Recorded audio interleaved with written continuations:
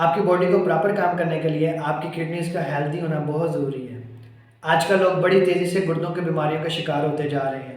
اس کی زیادہ تر وجہ لا علمی اور لاپرواہی ہے۔ اکثر لوگوں کو اس بات کا پتہ ہی نہیں کہ گردے کی خرابی کی کیا علامات ہیں، کیا سمٹمز ہیں۔ تو باڈی میں جب بھی کوئی علامات ظاہر ہوتی ہیں تو وہ انہیں کوئی اور بیماری سمجھ کے اس کا خود ہی گھر میں ٹریٹمنٹ کر لیتے ہیں اور ڈاکٹر سے مشورہ بھی نہیں کرتے۔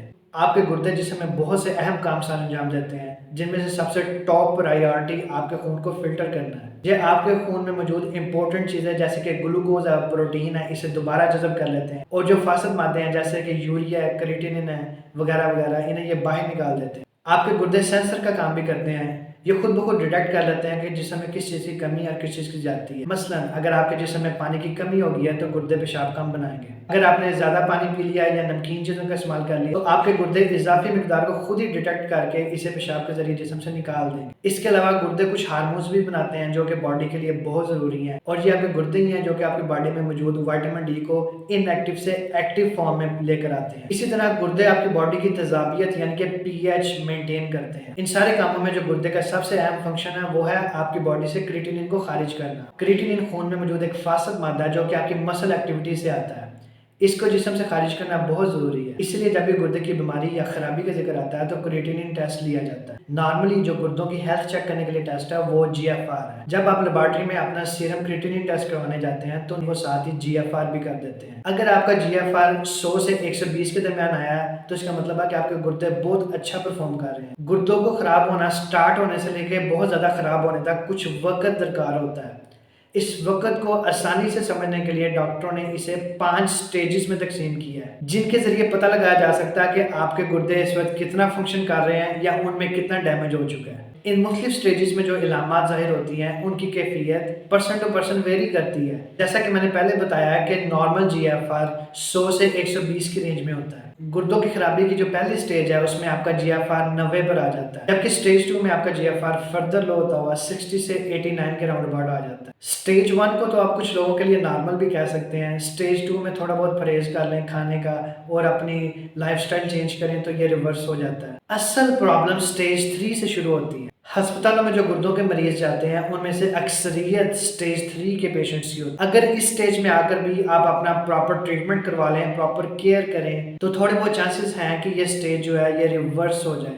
اگر یہ سٹیج ریورس نہ ہو تو ایٹ لیسٹ یہ آگے نہیں بڑھے گی، لیکن اگر آپ اس سٹیج پر بھی لا علمی اور لاپرواہی کا شکار رہے تو جو سٹیج 4 ہے اور 5 ہے اس میں کچھ نہیں ہو سکتا۔ اس سٹیج میں آ کر آپ کا بلڈ پریشر بڑھنا شروع ہو جاتا ہے، آپ کے گردے جو پیشاب کو گاڑھا کرتے ہیں ان کا یہ فنکشن کم ہونے لگتا ہے اور پیشاب کا رنگ سفید ہونے لگتا ہے۔ پیشاب کرنے کی حاجت بار بار ہونا شروع ہو جاتی ہے۔ اس کے علاوہ کچھ لوگوں کو سٹیج 3 میں ہی پیشاب میں پروٹین آنا سٹارٹ ہو جاتی ہے۔ جو آپ کی نارمل کڈنی ہے وہ پروٹین کو ابزورب کرتی ہے، لیکن جب گردے خراب ہونا شروع ہوتے ہیں تو ان کا یہ فنکشن کم ہونے لگتا ہے۔ آپ کے خون میں فاسفیٹ بڑھ جائے گا، کیلشیم کی کمی ہو جائے گی، پیراتھائرائڈ ہارمون زیادہ بننا شروع ہو جائے گا۔ فاسفیٹ اینیمل فوڈ میں ہوتے ہیں، اسی لیے اس سٹیج میں آ کر آپ کا ڈاکٹر آپ کو گوشت سے پرہیز کا مشورہ دے گا۔ جیسے جیسے یہ سٹیج بڑھتی جاتی ہے آپ کے جسم میں خون کی کمی بھی سٹارٹ ہو جاتی ہے، انیمیا ہونے لگتا ہے۔ اس کی وجہ اریتھروپوئٹن نامی ہارمون ہے، کی کمی ہو جاتی ہے۔ اس کے علاوہ آپ کے ہاتھوں اور پاؤں میں سویلنگ ہونا شروع ہو جاتی ہے جسے کہ ایڈیما کہتے ہیں، جس کی وجہ سے آپ کی آنکھیں بھی سوج جاتی ہیں۔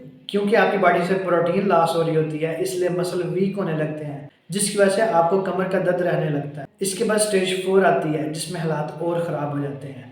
آپ کی جی ایف آر جو ہے وہ 15 سے 29 پر آ جاتی ہے۔ اس میں جو سٹیج 3 والی علامات تھیں وہ شدت اختیار کر لیتی ہیں۔ اس دوران آپ کو سانس لینے میں بھی مسئلہ ہونے لگتا ہے۔ اس سٹیج میں بہتر یہی ہے کہ آپ اپنے ڈاکٹر کے ساتھ مشورہ کر کے کڈنی ٹرانسپلانٹ یا پھر ڈائلسس کی تیاریاں شروع کر دیں۔ یہ سٹیج ریورس نہیں ہو سکتی، بہتر نہیں ہو سکتی، صرف ایک صورت ہے، اگر بندہ بہت زیادہ کیئر کرے، پرہیز کرے تو اس کا ڈائلسس 2 3 4 سال کے لیے پوسٹ پون ہو سکتا ہے، ڈیلے ہو سکتا ہے، لیکن حل نہیں ہو سکتا۔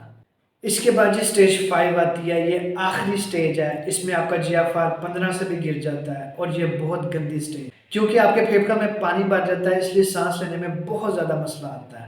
نیند نہیں آتی، آپ سیدھا نہیں لیٹ سکتے، جسم میں خون کی بہت زیادہ کمی ہو جاتی ہے، امونیا کی وجہ سے آپ کے منہ سے بو آنے لگتی ہے۔ اگر یہ علامات مزید بڑھتی ہیں تو آپ کے جسم میں خارش ہونا شروع ہو جائے گی، الٹیاں آنے لگ پڑیں گی، آپ سے کچھ بھی کھایا نہیں جائے گا۔